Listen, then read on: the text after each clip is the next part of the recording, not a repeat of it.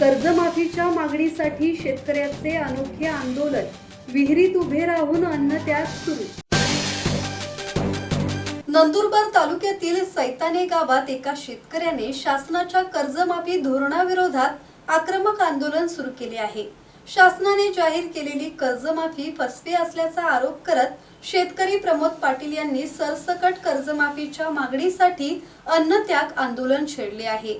आंदोलनाची सुरुवात अनोख्या पद्धतीने करण्यात आली। प्रमोद पाटील यांनी गावातून स्वतःची जिवंत प्रेतयात्रा काढत शासनाचा निषेध केला। त्यानंतर प्रतिकात्मक अंत्ययात्रा काढून सरकारच्या धोरणांचा निषेध करण्यात आला। यानंतर प्रमोद पाटील यांनी थेट गावातील विहिरीत उतरून पाण्यात उभे राहत अन्नत्याग आंदोलन सुरू केले।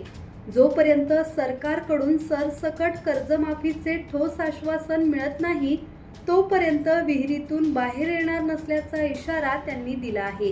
आंदोलनस्थळी पोलीस आणि महसूल प्रशासन दाखल झाले असून शेतकऱ्याची समजूत काढण्याचे प्रयत्न सुरू आहेत।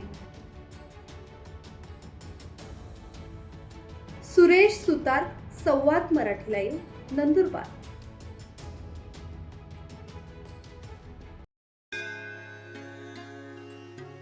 श्री गणपती संस्थान महड, तालुका खालापूर, जिल्हा रायगड।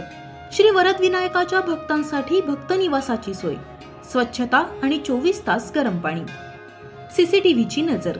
आगाऊ नोंदणीसाठी संपर्क करा 02192 26 69 12 72 76 47 38 54।